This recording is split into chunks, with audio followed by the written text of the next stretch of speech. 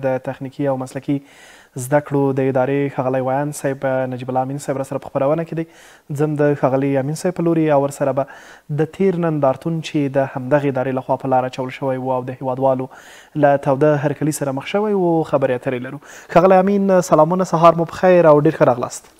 وعلیکم السلام، د تاسو ټیم سهار په خیر وي. خیر السمون. ډېر زیاته مننه کوم ده چې راسره په خپرونه کې او زموږ بلنه مو ومنله. ښاغلی امین،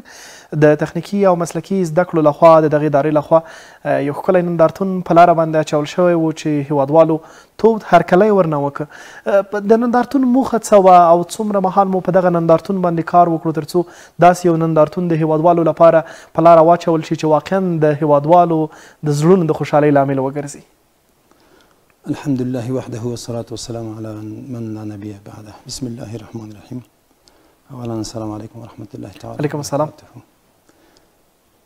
شیر زای صاحب دغه نندارتون خو تقریبا 2 میاشتې شاوخوا مخکې دوی ته تیاری نیول شوی و. نو 2 میاشتې وروسته تاسو ولیدلو چې په 28 د اقرب باندې عملا خلکو ته کېښودل شول دغه وسایل او شیان چې راوړل شوي وو. نو په ټوله کې خو د موږ د مسلکي تخنیکي او مسلکي زده کړو د ادارې هدف دا دی چې نیرو بشري نیرو یعنی ماهره حرفوي مسلکي ټولنې ته وړاندې کړو. نو د دې لپاره یو ضرورت و چې موږ باید وګورو چې د موږ په ټولنه کې خلاق ځوانان په کومه کچه دي. یو خو دا هدف و. دویم هدف دا و چې دغه نندارتون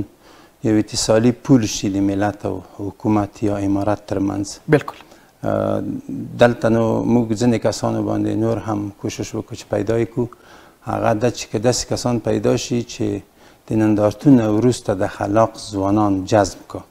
دا به ډېره ښه وي. واقعا. نو په دو اړه د موږ سره خصوصي شرکتونو مرسته کړې، دولتي سکتور مرسته راسره کړې،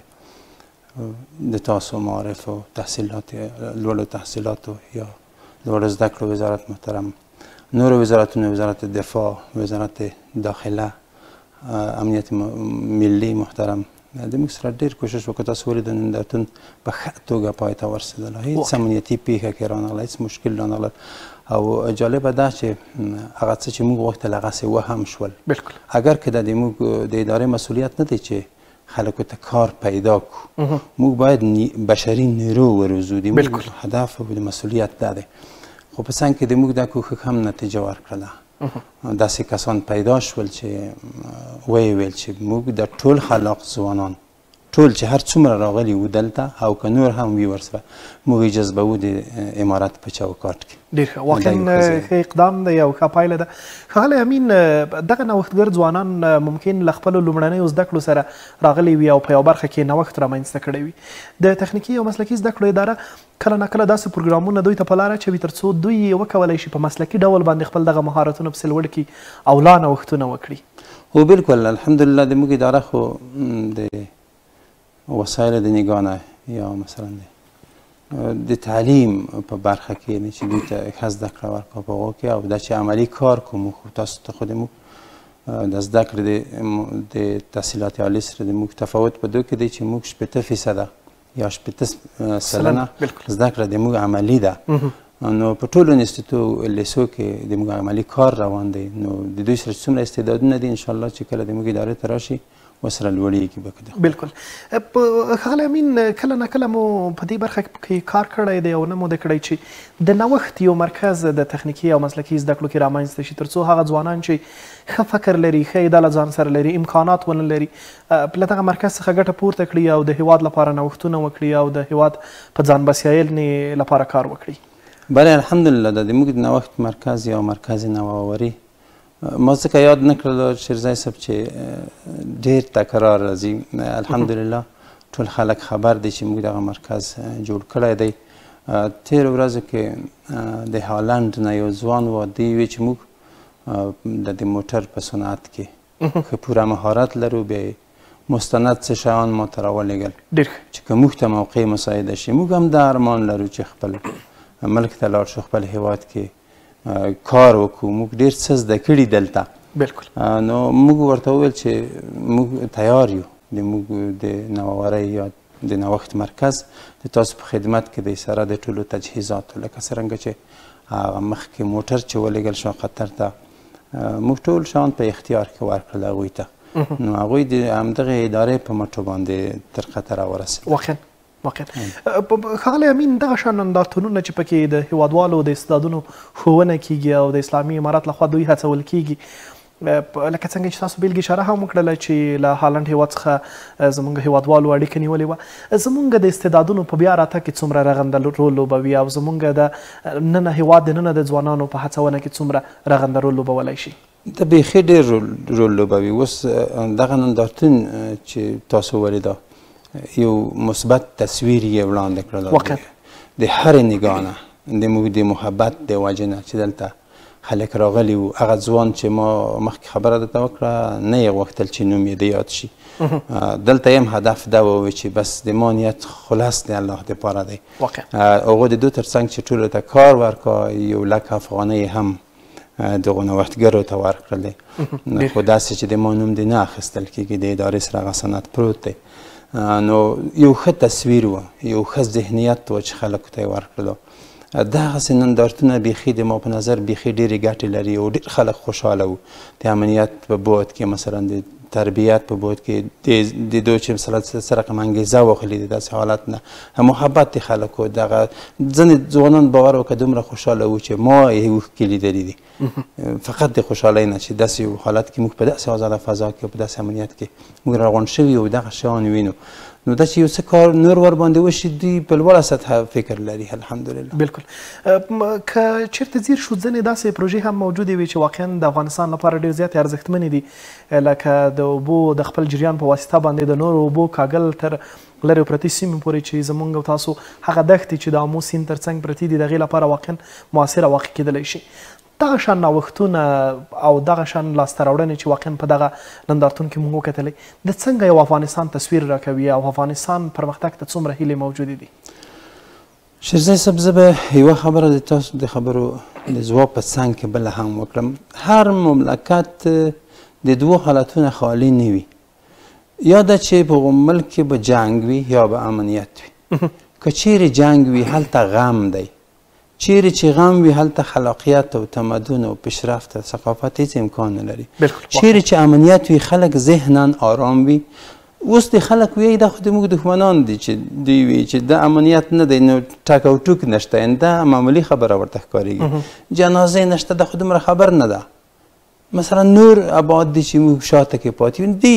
دغه موږ دښمنان د ایرانیانو خبره خورده اخلي دي دغو نکتونه. نو چیرته چې امنیت وي هلته ذهنونه آرام وي خوشحالي وي طبعا یو څوک مخکې ځي رشد کا ځوانان آرام وي که نه غم نه وي غم چې نه وي خوشحالي په خوشحالۍ کې حتما سړی نوښت او خلاقیت رامنځته کوي.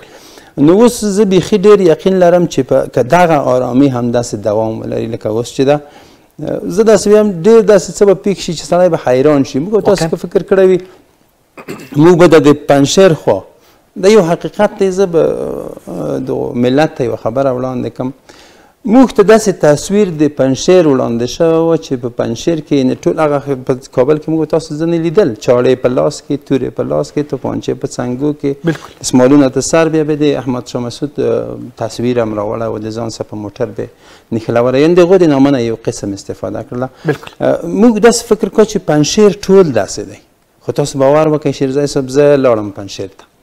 ما چې د پنجشیر د خلکو انسانیت لیدلی ما د هغوی شرافت لیدلی د هغوی مهمان نوازي مې ولیدله چې د هغوی د موږ سره څه رقم روش کړه د هغوی تقوا هغوی په مسجد کې د هغوی د سټایل افغاني زه بیخي تعجب شوم. ما وایي دا خو یعنې دومره چې موږ پوهېږو مطالعه یې کړې لوستي دي خو بیا هم موږ ته داسې تصویر راوکړل شوی و.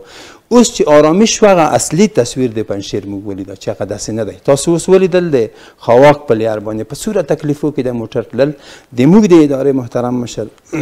ښاغلی مولوي صاحب غلام حیدر شهامت باور وکړه ما ته یې وویل که ته په دو سفر کې ځې ما لږ څه ضرورت درلوده وایي درته اجازه ده. نو هغه لاړه د ډېرو محدودو ملګرو سره همغه ملګري چې ما ورته ځو هم یوې خوا ته یوې میلې ته وځو یو سفر کې څو یو دوه درې ملګري راسره وي په 2 لیار لاړو په 2 لیار راغی څو ولایتو ته سفر وکړ تاسو خبرې بالکل آرام آرام دا فقط د دو خاطر مې د خبره اوږده کړله شهزاده صاحب بخښنه غواړم چې اوس امنیت تأمین دی یو پیغام دی چې موږ باید د موقع نه استفاده وکړو یعنې ډېر ناڅرګند څه شته دي چې په دغه رامک سره به څرګندېږي دا خبره بالکل واقعیت داسې یو دا نندارتونونه چې دي دا یو د بل سره نږدېکت رامنځته کوي یو د بل سره محبت رامنځته کوي یعنی زه باور وکړه دغه خوشحاله یم دغه خبره چې تاسو وکړله دغه همت صاحب په نامه باندې دا مجاهد دی یعنی چا به دا تصویر کړله چې یو مجاهد دی په سنګر کې وي زده کړې دې نه وي کړې ټول وخت په جنګ کې وي دا په داسې موږ تاسو دلته ولیدل دلته دکتران راغلي وو دلته ماسټران راغلي وو تحمیل شوي وو پر موږ باندې اما اهداف یې نه درلودل یعنی مقدس اهداف یې نه وو د افغانستان لپاره هغوی څه وکړل یعنې کوم خلاقیت رامنځته شو کوم نوښت رامنځته شو اوس په دغه 2-3 کلنه دوره کې تاسو ولیدل دا ځوان ته وګوره دا یې واجبه ده بالکل هېڅ ځای داسې نه ده پېښه شوې 700 متره په فشار اوبه پورته کېږي د سیند د غاړې نه دا تاسو خبره د قشتپې په کانال کې مثلا د آمو سیند موږ په خپله برخه کې همداسې د کونړ سیند دی موږ خو تصمیم لرو دا خو پیام دی چې موږ ته نه چې حق خورو نه خپل حق چاته ورکوو نو د کونړ د سیند لپاره موږ ضرورت دی لوړې موږ خاورې لرو لاندې څه شی نشته نو دا شی موږ کاروو واقعا دا ماسره ټکي دي ښاغلی امین د هیوادوالو ورتګ دغه نندارتون ته واقعا چې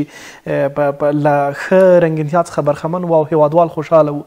ولې زمونږ په لرو پرتو سیمو کې هیوادوال هم د دې په زړه کې هیله لري چې یوه ورځ به همدغسې نندارتونونه د دوی په سیمه کې هم ترسره شي دغه تخنیکي او مسلکي زده کړو اداره کله که ناکله داسې هوډ لري چې د هیواد په لږ تر لږه په لویو ښارونو کې هم همدغه شان نندارتونونه په لاره واچوي او که نه مخکې ما خبره درته وکړه شهزاده صاحب مننه چې فقط امنیت اساسي شرط دی واقعا چې امنیت تامین وي د موږ ځوانان داسې چې په سړکو باندې ولاړ دي باور وکړه یعنې زه اوس دی چې ما ته رایادېږي زه نشم کولی چې وغږېږم یو قسم مې زړه حرکت کو په دې خاطر باندې چې دوی هماغه خلک پر د سنګرو ځوانان اوس هم په نیمه شپو چې راوځي زه کله د شپې راوځم دا مې خوښ دی د شپې په 12 بجو راوځم ډېر په انسانیت السلام علیکم ورحمت الله وبرکاته کاري صاحب ښه یې چېرته روان یې بس په خبرو کې سره پوه شو چې مشکل نشته یعنې داسې امنیت نو دا چې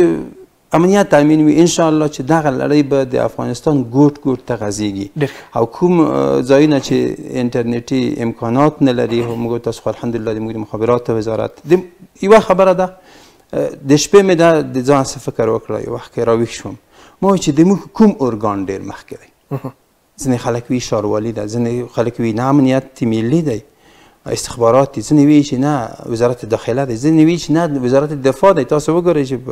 موږ خو ځینې چې مرزونه لرو رسمي او ځینې چې مرزونه نه دي تحمیلي دي هلته وګورئ د موږ فعالیتونه خو